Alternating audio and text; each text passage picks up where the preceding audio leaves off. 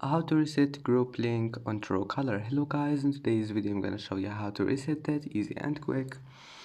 First open Truecaller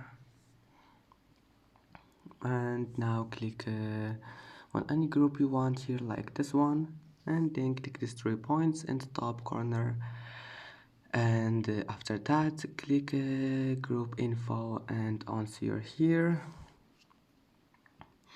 click this one, invite,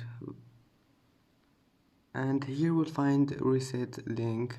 Now just click on it and click reset link, and that's it. I hope that can help you.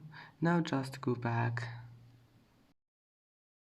And that's it for today's video. If you like this video, please don't forget to like and don't forget to subscribe, and thank you for watching this video until the end, and see you in the next video.